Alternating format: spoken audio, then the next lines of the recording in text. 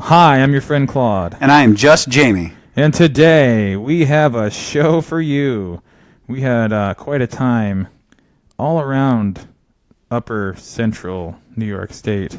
We visited the Syracuse Comic Con at the State Fair Grounds, as well as making my first trip to the Great Sound Go Round in Vestal, New York. Vestal, New York.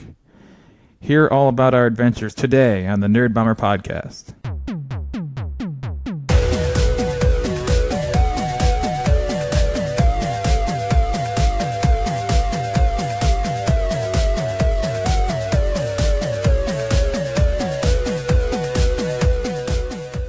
So if you just joined us, our story begins back in early July with an event called the Salt City Comic Convention that we planned on going for most of the year, especially after not being able to go last year, and ended up missing anyway. We missed it. We missed out. We blew it. We whiffed. But I saw this one, the one that we were just coming back from, Syracuse Comic Con, also obviously in Syracuse, New York. Yeah. And so I saw this advertised online, probably Facebook, a few weeks ago, and just kind of decided I got to go to that. I was mad that I missed Salt City, and I've had the urge, the itch to go to another con, and it seemed like a convenient one, relatively close, and you know, not a big undertaking to get there. Yeah, Ithacon was the last one we went to, and that was, you know, several episodes ago. This is true. So yeah, we were due for a while, and we needed vindication. Yes, we went there today, and we were a bit underwhelmed.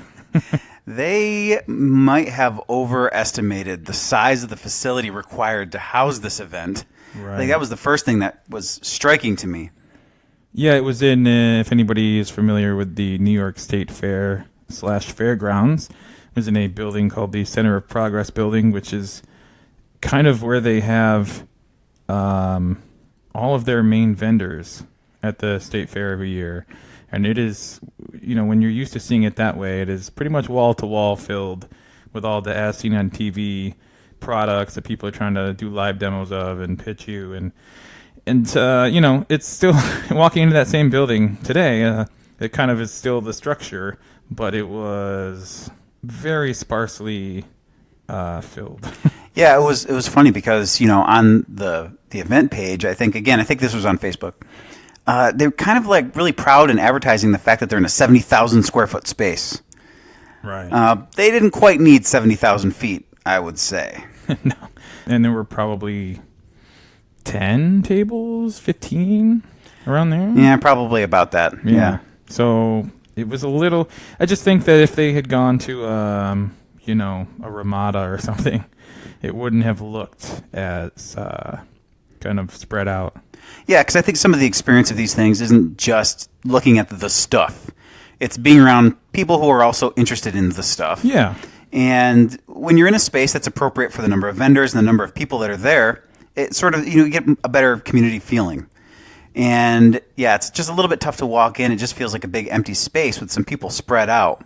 So I don't have a problem with a little local con being right. little, with having a limited number of vendors and just a few tables and some interesting little quirky things to look at. That's all fine. But sort of be a little bit self-aware maybe and use a space that's appropriate to that. Right. I know, it sounds superficial, but it certainly impacts your first impression, and it just makes for a little bit of a weird experience. I guess you get the feeling of, you know, having to cover all this ground to see everything. But ultimately, you've really seen, you know, 15 different tables, and you know, like any other kind of event of this nature, you know, a fair, anything like that, where, you know, you're perusing things for sale.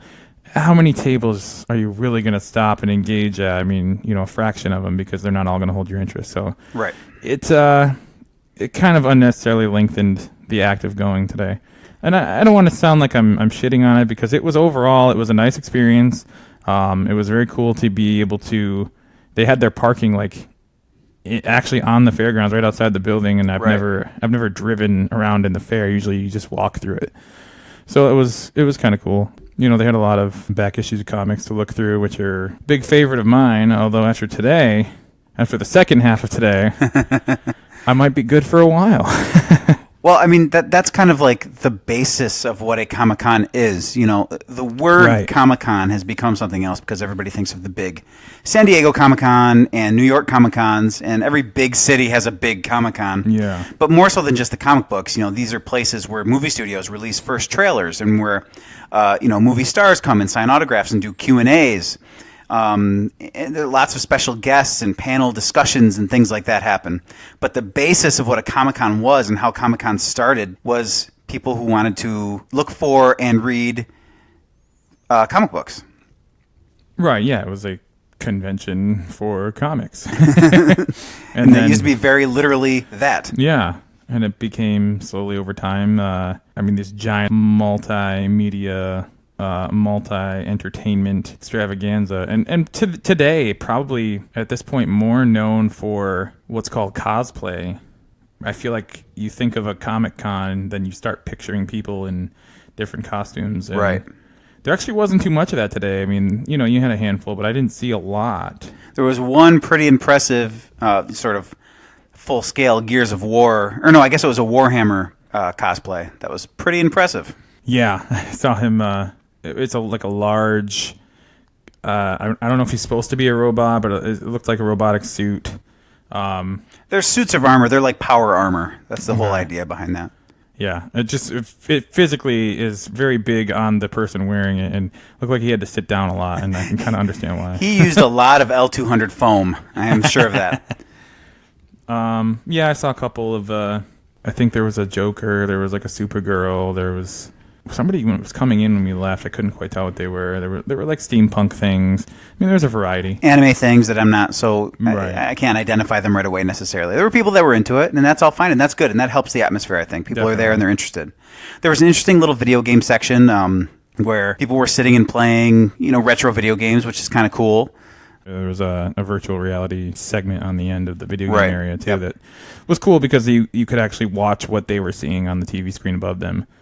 One thing, I mean, not to change the subject on you all of a sudden, but one thing that's kind of, it's almost amusing to me, and the same thing happened at Ithacon, where, to fill their vendor space, some people come in, and sometimes their wares are not necessarily fully related to the content of something like a Comic-Con.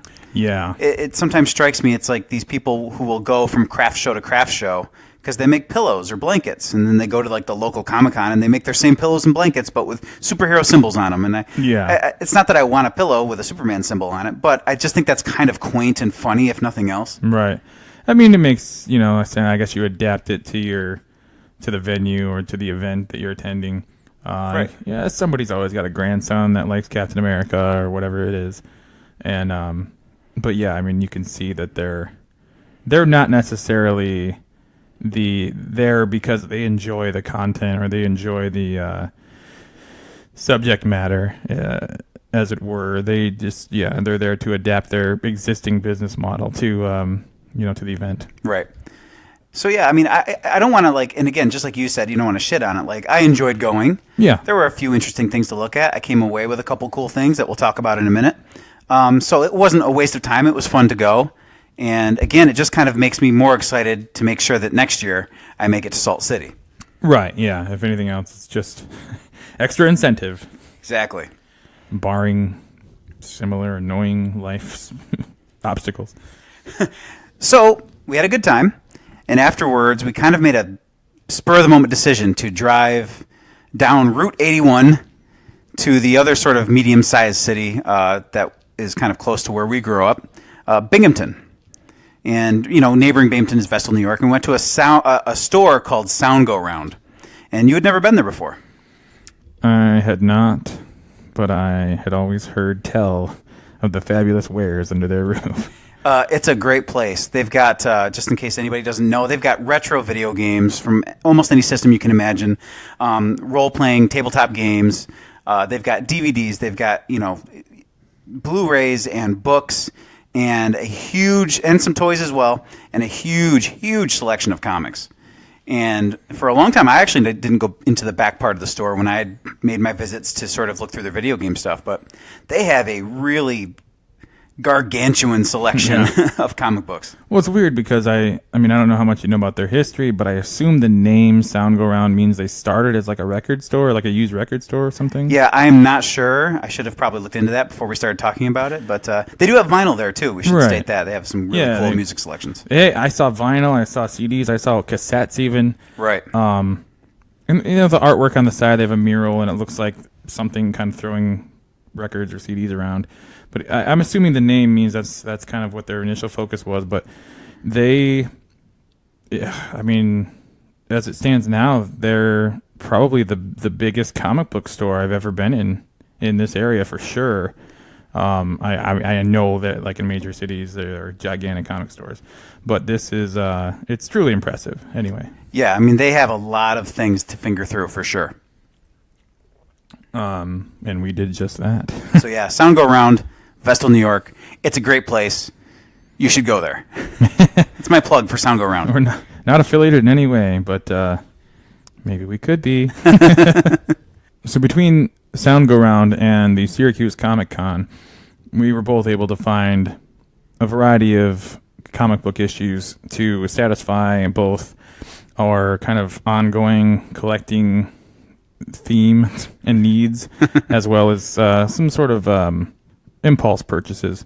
I guess we should backtrack to the convention first, and I will say that I was able to continue my kind of quest for a very specific era of Superman titles, Superman issues. Basically centered around the tenure of artist Jerry Ordway.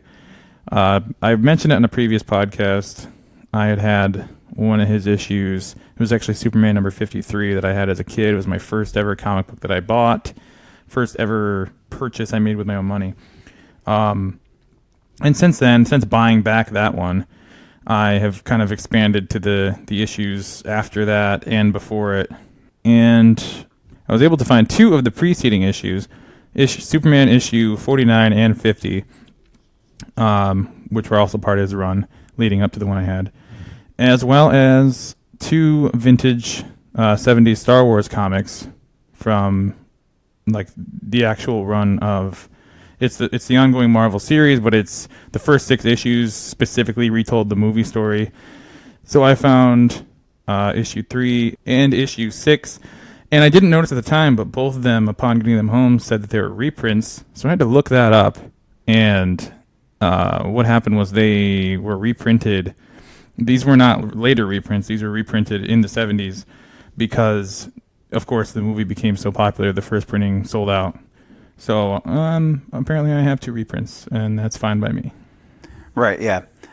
So I came away, everything I came away with today came from the comic book convention. I didn't end up getting anything at Sound Go Round, although I will be going back there at some point.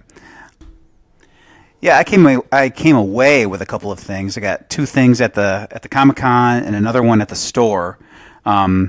I'm not a big comic collector. I have some stuff from when I was a kid that I've just hung on to. I've not really added to that at all. It's a pretty deep rabbit hole to go down. But there is the one thing that I am interested in sort of attaining a collection of is Jim Lee's X-Men run from the 90s. It's just an art style that I really like. It's an aesthetic that I really like. When you combine that with the cartoon, the X-Men cartoon that was on when we were kids, it's just something that I've really, and I love the X-Men in general as a comic book franchise. That's kind of my favorite grouping, my favorite universe to read and to know about and enjoy.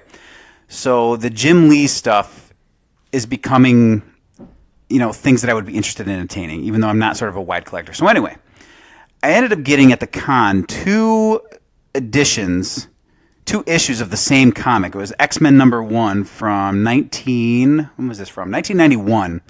And it was basically the beginning of his run on the X-Men. And the thing about this issue, X-Men number 1, is that there are actually 5 variant covers. And if you line the books up side by side, those covers line up and create one big image. 4 of them do anyway. The 5th one is a special edition, the same story inside, but the cover of that one folds out to give you the entire spread. And there are no ads in it and things like that. There's some special features, but basically it's all of that cover art combined into one fold out. So yeah, I ended up getting 2 issues of that.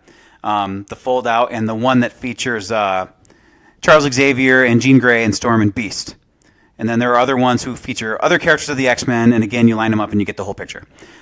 So really cool. Again, I love Jim Lee. I love the X-Men, so that's probably something I'm going to keep getting. And then when we went to Sound Go Round, I had a few things in my hand because they have some of the other variants, and I would like to have that whole collection someday. However, making a smarter financial decision, I decided to hold off. But I did grab one of the $1 deals off the rack, which had another Jim Lee. It was X-Men 11. Again, more Jim Lee work. So I thought that was pretty cool and worth the $1 that I paid. Yeah. I don't know that at any other time or place you would have been able to get all that for $1. Right, and I should mention that the $1 issue came with a couple other comics. It was kind of a sight unseen purchase. You buy a bundle, you spend $1, you don't know what else you're getting. It's fun. You can see the one you can see the one issue in the front, you know what that is, and then there's some mystery in the bag. I'm not so into what else came in the bag, I'm not quite as interested in it. Don't know what I'm going to do with those, but I am happy with the Jim Lee piece. I also at Sound Go Round made one of the, you can't really say blind bag purchase, but they call them bundles, $1 bundles. You can see, they usually have 3 or 4 issues. You can see the one on the front, one in the back, but you don't know what's in the middle. Right. So I kind of picked one based on an 80s issue of Uncanny X-Men that I don't have in front of me, so I don't remember which one. It was a Nightcrawler story. I thought it looked cool. I liked the era, so I went in because of that. Also in the bag was some kind of 90s Tops. I think Tops actually published it as a comic too. They make the Mars Attacks trading cards, and it was a comic based on that, as well as an X-Force issue from about 94, and an obscure, it's an Image comic, so I guess it's independent issue of something Stormwatch or something like that I, much like you were saying, I'm not necessarily interested in that, so it just kind of was in there. But I mean, for $1, it's a pretty cool little assortment. And also for $1, I was able to get yet another Jerry Ordway issue of a Superman book, this time Adventures of Superman. Again, I don't remember the actual issue, but it's another piece of his overall Superman run that I didn't have, and was able to get for 99 cents. So we were very thrifty. Yeah. In our searching. I mean, I paid probably a little bit more than I would have liked to pay to get my 2 editions of the Jim Lee cover. But given that they're pretty iconic in terms of the artwork, in terms of the imagery that's even inside the book, like if you Google search Jim Lee X-Men, half of the image results that you get are going to be from that issue. And again, I got the other issue was the fold-out cover. And he gave me both of those for $10. So I walked away happy with that. And like I said, I got the other thing for $1. So I think I made good purchases, and I definitely am probably that's a little bit of a misstatement, but I do plan on getting the rest of those variant covers and probably continuing to attain Jim Lee X-Men. But I can't go in the deep end of comic book collecting in general, because it's just, the rabbit hole goes too deep and dark for me, and I'm already in over my head on the video game thing. So I got to limit myself somewhere. Right. I mean, it's just, I think the type of collecting that we talk about on this show is always going to skew more towards just kind of a fun side enhancement to an experience, Right. A souvenir at a convention, or, walking away with something after a day spent searching through a store, or things like that. Yep, absolutely. I mean, I have no intention on making big sort of financial investments into these collections, and I'm not planning on making some money back from them someday. Right. This is not my retirement plan. This is for my actual enjoyment. So I'm not going to sort of, like I've said, I've already used the analogy too many times, I'm not going to go that far into the deep end on stuff like that. But yeah, I mean, all this stuff, it still does cost a little money. I mean, you're spending a few bucks here and there, and so I do have to sort of, draw a line somewhere, because the bill's got to be paid also. Right. I will say that Sound Go Round also happens to be the store where I've done the vast majority of my video game collecting. They've got great prices on, like I said before, just about any system that you can imagine. And so it's just a really good sort of one-stop shop for all your geek needs.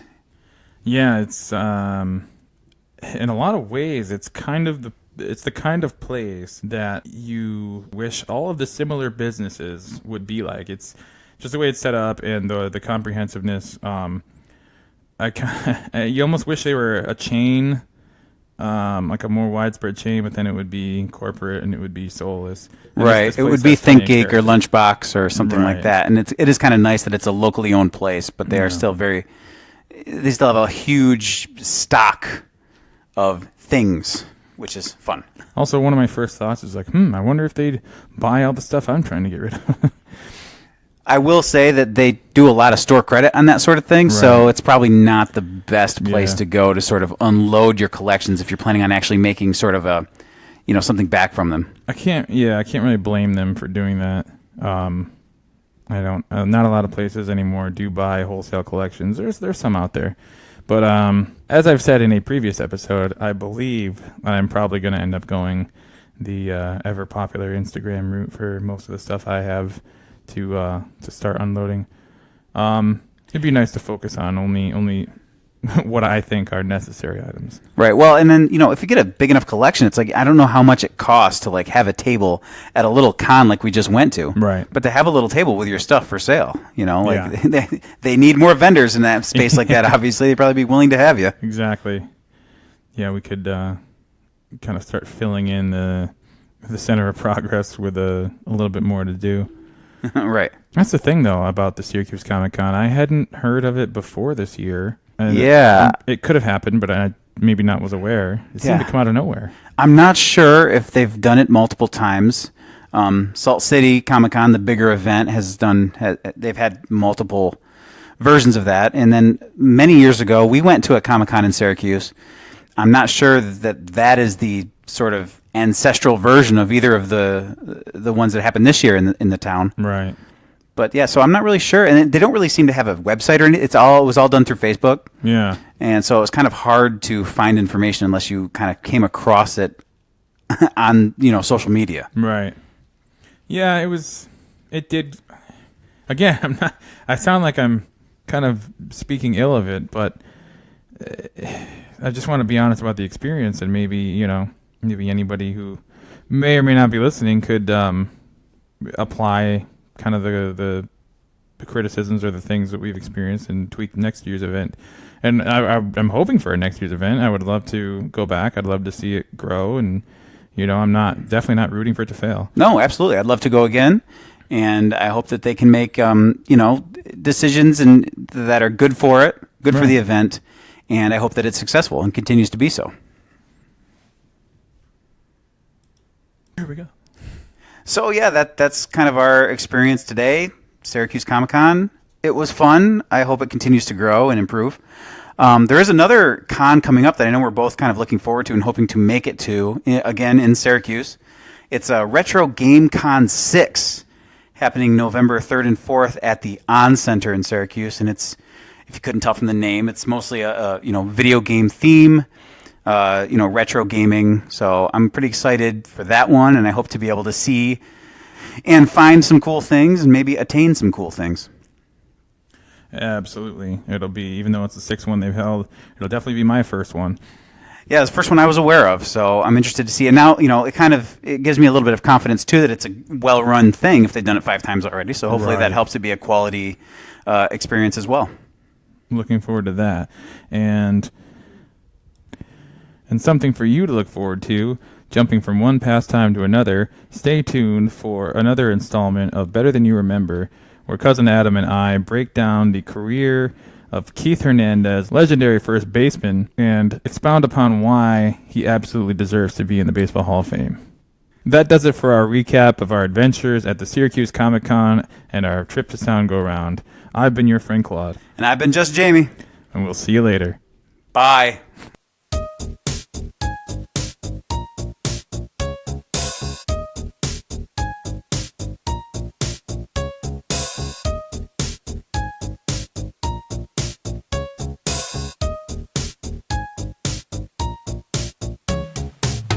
So someone who is better than you remember is former first baseman and current SNY Mets TV analyst Keith Hernandez.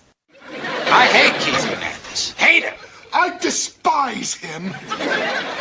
Now, I don't despise Keith Hernandez like Kramer and Newman did, but the irony of that episode and how they worked like the subplot in of why Kramer and Newman didn't like Keith Hernandez because he ruined a perfectly good afternoon because he made a costly error late in the game that cost the Mets the game, which the ironic part of that is he is actually the best defensive first baseman to ever play the game, which kind of leads into my argument of why he should be in the Hall of Fame and why he's better than you remember. So perfect. There. Educate the people. Right, I'll educate you, mofos. As before mentioned, there is no doubt he is the greatest player to ever play first base when it comes to the defensive aspect of the game.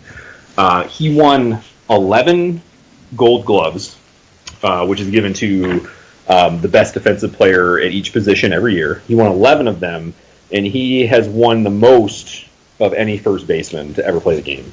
The second most is 9, which were won by Don Mattingly, former Yankees first baseman, who also should be in the Hall of Fame. We're not talking about Don Mattingly. So he won 11 Gold Gloves at first base. He won them in consecutive years, too, from like 1978 to like 1989 or something like that, or Damn. 77 to 88. I can't remember. But yeah, 11 Gold Glove winners. There's only 2 players in the Hall of Fame that have won Gold Gloves that played first base, Eddie Murray and Jeff Bagwell. Eddie Murray won 3, Jeff Bagwell won 1. Okay. Now, Crazy. Well, before I get into my argument on why he should be in the Hall of Fame, I'll also go over some other key stats. He was also a 5-time All-Star, which is nothing to, be shabby. It isn't too shabby. Nothing to throw shade at, if you will. It's one of those. He was also definitely the undisputed leader of the 1986 Mets. Him and Gary Carter. I don't think they actually had a formal captain of the team, but him and Gary Carter were definitely like the leaders of the team. But Keith Hernandez was like the calm, cool veteran presence on that team, and I think obviously that's like an intangible aspect of the game that you can't really measure. So. But you see that kind of stuff, written on a Hall of Fame plaque. If you're in there, they'll say like he was a great leader and stuff like that. He was a great military leader. Right. John Connor, Terminator. I'm totally off track on this one. The argument for me, his best. Well, let's go over his lifetime stats first. Okay, so. He played maybe like 13 full seasons, which aren't really a lot in standards, but they were his prime years. He called it quits when he knew he wasn't going to be as effective. His last year was 1990 in the league. But, overall, he had a 296 lifetime batting average, which is pretty close to 300. So he was basically a 300 hitter. He definitely hit 300 on more than one occasion. He had a total of 2,182 hits, 162 home runs, 1,071 RBIs. And unfortunately, I think one of the reasons why he's overlooked for his Hall of Fame candidacy is because he wasn't a power hitter. He didn't hit a lot of home runs. If you look at a lot of the first basemen that played the game or in the Hall of Fame, they hit a lot of home runs. So for some reason, playing first base has become synonymous with hitting a home run. Which kind of sucks because it doesn't really give you a full scope of how good of a player he was. And, especially with like nowadays, like baseball really only markets the home run. That's like the exciting part of the game. Yeah. To see someone destroy the ball when they hit it, which is why I think, the steroid era became so prevalent as well, is because, it was around that time people wanted to see home runs. So to give them the home runs, you got to juice it up, there's obviously more to hitting a home run than just, being a strong person, but it definitely plays its part, right? So, to me, I appreciate a player that, doesn't just hit home runs, And, by any stretch of the imagination, first base isn't really necessarily like one of the hardest positions to play. I would say probably shortstop is harder to play than first base. Probably catcher is probably a little bit harder to play than first base, but still, I mean, you're the greatest defensive player at your position out of 150 years of Major League Baseball. Right. Like it just seems to me like, well, how could you overlook that aspect of the game? So in comparison, I have a list of like notable Hall of Famers who played first base and are known as first basemen. Yeah. Play the majority of their field at first base. I mean, there's obviously some people like, like Mike Piazza was a catcher, but near the end of his career, he played first base a little bit. You know, he's a designated hitter. That doesn't really count, Yeah. Anyway, so all the notable first basemen are in the Hall of Fame. Only one of those players beats Keith Hernandez in every statistical category. And those categories are average, base percentage, slugging percentage, hits, home runs, RBIs, runs, and stolen bases. Okay. That player is freaking Lou Gehrig. Okay. He's the only one of those first basemen that did better in every statistic. Batting statistic and base running statistic than Keith Hernandez. So I did highlight some of the numbers that Keith did better than other players. So batting average, like I said, he's a 296 hitter. Okay. His lifetime average was better than Hall of Famer Frank Chance, Willie McCovey, Eddie Murray, and Tony Perez. Okay. He beat all of them in batting average. Those aren't really slouchy players, you know what I'm saying? Two players that barely beat him and had a 297 lifetime average to Keith's 296 was George Kelly and Orlando Cepeda. So they all had just a point higher. So he beat, 4 or 5 first basemen in batting average. On base percentage, he has higher on base percentage than Jack Beckley, Jim Bottomley, Orlando Cepeda, George Kelly, Harmon Killebrew, Willie McCovey, Eddie Murray, and Tony Perez. So he got on base more times than those. Well, not necessarily more times, but his percentage of times at bat that he got on base were higher than all those players. Right. His slugging percentage, since he didn't hit a lot of home runs, he only beat 2 other Hall of Famers in that. Now, but in hits, though, he had more hits than Frank Chance, Hank Greenberg, George Kelly, Harmon Killebrew again, Johnny Mize, and Hall of Famer Bill Terry has like 11 lifetime hits more than Keith Hernandez does. Home runs, his home run total is not very high. He only hit 162 home runs, but he did beat out Hall of Famer Cap Anson. Now, Cap Anson played in like the 1800s, the 1890s. That was the dead ball era, so home runs weren't really prevalent in that era of baseball. The ball just was not made to fly in the air, long distances. So right. A lot of these players is kind of skewed because they played in an era where you just didn't hit a lot of home runs. But he did have more home runs than George Kelly and Bill Terry, who were a little bit after that. He has his RBI. He beat Frank Chance and George Kelly in RBIs. He scored more runs than Frank Chance, Hank Greenberg, Johnny Mize, and Bill Terry, and he had more stolen bases than like half this list. I'm not going to name the names. He had more stolen bases than Stan Musial. Wow. He's like one of the best first basemen to ever play. So even like these players like Harmon Killebrew, I said his on base percentage was higher. He had more hits than him. He had more stolen bases. Harmon Killebrew had 573 home runs in his career. Right. So it's like that's why he's a Hall of Famer. He hit 5 home. He was a good hitter anyway, and I never really watched the guy play. But so my point is that there's only one player that beat him in everything. It's Lou Gehrig, right. Which is who's one of the greatest players of all time. So to make the case for his defense being an important part of the game and why he should be in the Hall of Fame, if you look at someone like Ozzie Smith, okay, who played shortstop, so yeah, it's a little bit harder of a position to play. Mm-hmm. He basically got in because of his defense at shortstop. His career numbers, okay, he had 2,460 hits, so that's around 300 more than Keith Hernandez did. But he also had about 2,000 more at-bats than Keith Hernandez did. Wow, yeah. So in 2,000 at-bats, he only had, just under 300 more hits, okay? Ozzie Smith, lifetime, only hit 28 home runs, okay? Never a power hitter. Damn, yeah. He only had 793 RBIs, so he had 300 RBIs less than Keith Hernandez, okay?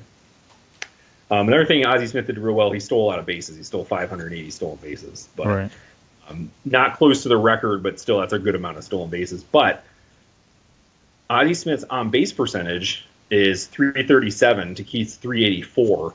Now, his on-base percentage plus slugging percentage was 666. Whoa, that's scary. Keith's on-base plus slugging was 821. Okay, now just to give you some background on on-base plus slugging, basically you add the person's on-base percentage with their slugging percentage to get one number.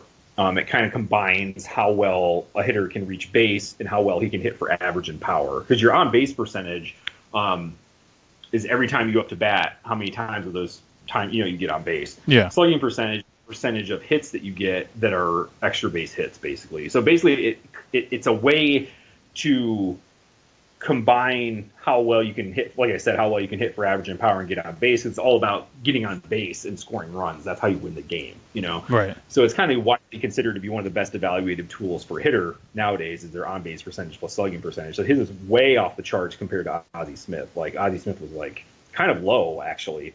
And Ozzie Smith's lifetime batting average was like 262. So I mean, you look at Ozzie Smith's like hitting numbers, you're like, it's not really a Hall of Fame career, but he got in on defense. So if like he's so much lower than Keith Hernandez, who is also known as a defensive player, why would Keith Hernandez be? To go back to the go ahead. I'm just curious. In that particular case, I gotta wonder if it's not a case of marketability or something stupid like that. Because Ozzie Smith had the big grin, and he was always doing the backflips, and he was always on the highlight reel for that shit, and people knew him, and Keith wasn't necessarily that kind of marketable guy. Yeah, and you'd think being in New York, he would have been, but you got to remember who were the talk of the town in New York at the time is Doc Gooden and Darryl Strawberry. Right. Doc and Darryl were the future of the Mets. So yeah, you had veteran Keith Hernandez, who was the leader of the team, but he wasn't really in the spotlight as much as like Darryl Strawberry was, or like Dwayne Gooden, Yeah. So to give you an idea, so if on base percentage plus slugging has become an important evaluated tool for the hitter, there are some players that he has a better lifetime ops than, and these guys are in the Hall of Fame: Ricky Henderson, Joe Morgan, Johnny Bench, Paul Molitor, Barry Larkin, Roberto Alomar, Sam Crawford, Tim Raines, who was just inducted last year. So his ops was higher than all of those guys. That's crazy. I mean, Ricky Henderson's obviously the all-time stolen base leader, hands down Hall of Famer. Wouldn't even argue it. Like these guys were amazing players at what they did.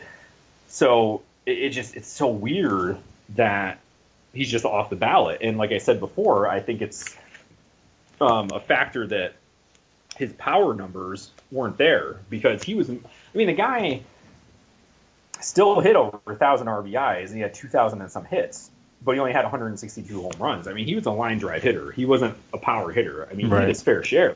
162 isn't like, that bad, compared to like the dead ball era and stuff like that. But there's an article written in like 2009 by Marty Noble of MajorLeagueBaseball.com, and that's what his main argument is that, and I'm just going to quote directly from his article, is that too much of his Hall of Fame candidacy, however, is obscured by his home run total. Because it's meager by the standards of like, Gil Hodges, Stan Musial, Willie McCovey, all these other guys that we talked about. He says, where is it written that first basemen must also be sluggers? He wasn't, but he probably, and the thing was too, he played in Busch Stadium when he played for the Cardinals back in the 70s and early 80s, which was not, known as like a hitter's ballpark, is expansive, and even Shea Stadium, wasn't really known as a home run hitting ballpark either. Right. If he played on a team, like maybe he played in, a home run hitting haven like Wrigley Field or something like that, he might have had like over 200, maybe 250. So I mean, he probably would have been a home run hitter even if he didn't play in those parks. But I guess like so Marty Noble compares him to Brooks Robinson, Hall of Fame third baseman who was known for his defense too. He says Hernandez scored more runs and drove in more runs per 500 at bats than Brooks Robinson did. And when he Hernandez's lifetime batting average in his 13 prime seasons was 30 points higher than Brooks Robinson's in his 18 prime seasons. Damn. So offensively, Robinson did it longer than Keith Hernandez did, but Keith Hernandez did it better when he did it. You know what I'm saying? So, I mean, and don't get me wrong, Brooks Robinson deserves all the credit he has and should be in the Hall of Fame. Yeah. But, you know, and he's known for his brilliant defense. And, you know, and Keith Hernandez was a first baseman, you know, as a first baseman was at least comparable to Robinson as a third baseman. So it's like he was the best at his position for an extended period of time, just like Brooks Robinson was, just like some of these other Hall of Famers were, you know, but he's not in the Hall of Fame, but he should be. So that's kind of like his basis for, you know, his argument for Keith Hernandez. You know, I found another article which kind of said the same things I was saying, was that, you know, he was the best defensive player at first base for in the history of the game. Like, if you're the best at what you do, you know, even defensively, like, how can you not be considered? You know, it's crazy. Even if it's, you know, I guess like such a specific area that you're the best in, like, as long as there's still nobody better, how is that not automatically putting you in the conversation at least? Yeah, exactly. Now, I don't know. See, I'm not sure. So he retired in 1990, so his first year of eligibility would have been in 1995.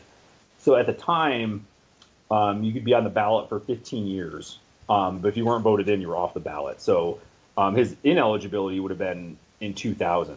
So I don't know. Like, I can't. I mean, right off the top of my head, I can't think of like who they voted in that time period. You know, I mean, it's kind of. I mean, I could probably think of it, you know, if I really thought really hard about it. But I mean, yeah, he's just even. Well, I think the point we should make is that even though he was like the best defensive first baseman to ever play the game, I mean, he wasn't really like a slouch at the plate. You know, I mean, let's not forget, you know, he won an MVP award in 1979. So he's the most valuable player in the National League. He was a Silver Slugger 2 times, and that doesn't include his MVP season. So, you know, he's a 5-time All-Star. You know, it's just like he could hit the ball. Like, he was you know, he did it when he had to. Well, like you said, he had nearly a 300 average, right? Yeah, he was 296 for his career, and it probably would have been 300, but, you know, he was one of those guys that started to get injured a little bit and didn't play as much, so his numbers kind of suffered in that year or two that he was hurt and didn't play as much, you know what I mean? And his last, he wasn't as effective as he was in his, like, you know, his 3rd or 4th season or his MVP year, but, you know, it's like, so it kind of tailed off a little bit at the end of his career, but yeah, he's 4 points away from a 300 hitter a lifetime, you know, so. And even, like I was saying before about the leadership aspect of it, another player who's in the Hall of Fame that was known for his defense and being a leader was Pee Wee Reese from the Brooklyn Dodgers, right? And if you want to compare his numbers, he had less home runs, less RBIs, less hits. Pee Wee Reese's lifetime average was only 269 compared to 296, which is kind of weird. But his ops is lower at 743. His on-base percentage is lower. You know, I mean, it's kind of... I mean, I guess Pee Wee Reese is like, he was known because he was a teammate of Jackie Robinson's, and he helped the team and Jackie, you know, ease the transition from being the first black player. Because, you know, I don't know if you've seen the movie or not, 42. It's probably, you know, no, I did come across it in what I was telling you about earlier, the list I made. But yeah, that's kind of funny that you're bringing it up. Yeah. So because a lot of the players on that team didn't want to play with Jackie Robinson because he was black. You know, some of them, you know, didn't care. Pee Wee Reese was kind of like the leader of the team, and he had to kind of take a leadership role. And like there's an iconic picture of Pee Wee Reese. There's like a break and play. I think they're at like Tiger Stadium or something, or I'm not sure where it was. But he's got his arm on Jackie Robinson's shoulder, so you're kind of looking at this and saying, "Hey, that guy's like friends with him." You know what I mean? Right. And in the movie, they kind of made that as like the turning point where people started to realize that his team accepted him regardless of his skin color, and that's where the legacy started. You know what I mean? So, I mean, it even says that on Pee Wee Reese's Hall of Fame plaque, is that he was, you know, a big reason that the transition happened. Yeah, with him. You know, so I mean, that guy's in the Hall of Fame too, as he should be, I think. But like his numbers some of them don't even come close to Keith Hernandez's numbers. So if you want to look at all these like numbers of like defensive players, like he should definitely be in there. Like he's more than qualified. Yeah, I mean, just in all these examples you keep giving, I feel like it does really just come back to this idea of marketability, for lack of a better term, or just something else that they can kind of grab onto to make it like sexy for the media. Like you said, Pee Wee Reese has inferior numbers to him, but he has that Jackie Robinson like turning point accolade, and like we said about Ozzie Smith, he has the backflips and whatever, the media presence, and on and on. Other people have like a bunch of home runs who otherwise were inferior. It really just, I mean, I'm not trying to shout conspiracy here, but it definitely starts to seem like, if you're just purely good at what you do based on the game, somehow that's not enough. I don't know. Nope. Oh, I don't know why. You mentioned the Hall of Fame class of 2000, right? I looked that up to see who got inducted. It was, Tony Perez, like you mentioned before. It was Sparky Anderson, Bid McPhee, Turkey Stearns, and someone that I don't think can be argued, Carlton Fisk. Yeah, Carlton Fisk. That's a good one. But yeah, I mentioned, because Tony Perez was on my list of notable Hall of Famers that played first base. Right. And what did Keith beat him in? He beat him in batting average, on base percentage, and stolen bases. And obviously gold gloves. So. Right. I mean, that's pretty damning evidence. Yeah. So, I mean, Tony Perez, like, if you look at the rest of his numbers, I mean, he hit 379 home runs, 1,652 RBIs. I mean, he had almost 3,000 hits. He had 2,732. So, I mean, his candidacy was because of his offense, obviously. Yeah. But, I don't know. Just, it's really weird that he was kind of looked over, and I don't think that he should have been. So, there's no chance then now for him to go in. Well, he can. I believe it's every 2 years, they have like a committee of veterans that pick some players that they feel like have been overlooked. Okay. They will have a vote, and if they get a certain percentage of votes, they'll let them in. So. Okay. So, like, for instance, this year, there were 5 players inducted in the Hall of Fame, former players. 3 of them were voted in by the baseball writers, which is like the normal method of getting voted in. It was Trevor Hoffman, Chipper Jones, and Vladimir Guerrero. However, there were 2 other players that got voted in by the veteran committee. It was Alan Trammell, who was shortstop for the Tigers, and Jack Morris, who's a pretty good pitcher. He played for Detroit. He played for Toronto, Minnesota Twins. Those 2 guys got voted in by the Veterans Committee this year. So interesting. It could happen. All right. Well, what I'm going to do is I'm going to put together a PowerPoint presentation, and I'm going to send it to everybody on the Veterans Committee or the Hall of Fame president and be like, please consider. I'm going to start lobbying all the veterans who vote. Yep. Apparently, Keith Hernandez also has quite the Twitter feed. I haven't followed it, but I guess he's pretty entertaining on Twitter. So I mean, the guy's marketed now. You're right. I mean, he's a broadcaster for the Mets home games and, the Mets TV station SNY. Yeah. He just wrote a biography that I read, which was excellent. He's apparently a Twitter rock star. So I mean, come on. And last year, Tim Raines got inducted in the Hall of Fame. He was a guy who had been on the ballot for so long. It was his last year, and there was like this huge fan campaign to get him voted in, and I guess a lot of people listened, and they voted him in his last year of eligibility. So it could happen, Yeah, you think that the Seinfeld connection would have helped him out with that too? Yeah. Well, that's the problem with him is that was only like, what was that, like 91 or 92? So that was only 2 years after he retired. Right. When he show, so he wasn't even eligible at that point. But yeah, I mean, you think that it maintained. Yeah, well, I mean, like the show was, obviously it still is, but it hit reruns and really, I think, kind of took off. I think the reruns helped it get even bigger, like in the currently airing episodes. So by the time his hit reruns, it was probably eligible. Yeah, I don't know. Definitely. Well, the thing is too, it's funny you mentioned that because I read somewhere that Keith Hernandez still makes like $3,000 or $4,000 a year off of that. Really? 2 episodes he did on Seinfeld, yeah, because of all the syndication and all the royalties they have to be paid. Yeah, he gets like $3,000 or $4,000 every year. That's fantastic. It's crazy. I know, isn't that awesome? Like, you get that if you did something for a couple days, like Yep. 30 years ago, you still get money for it. It's amazing. So, just to push the cart a little farther off the path here, how much do you think Jerry Seinfeld gets from the royalties every year? Dollars. That's Isn't it insanity. like 19 or 20 million bucks or something like that? It's crazy. He'll be making money long after he's gone. Obviously, doesn't need to do a single thing. It's just insane. I do like that he's doing that. He and our show. Oh, yeah. Doing stand up. So it's like, I mean, the guy would probably get bored if he didn't. For sure. Yeah. So, well, Keith Hernandez was definitely better than you remember, and I am going to lobby hard to get him in the Hall of Fame. I don't know how, or when, but I'm going to do it somehow. Yeah, I think there's no arguing with the case laid before us today. Mm-hmm. Now, if you were just, an executive on the Veterans Committee at the Baseball Hall of Fame, that'd be awesome. Yeah.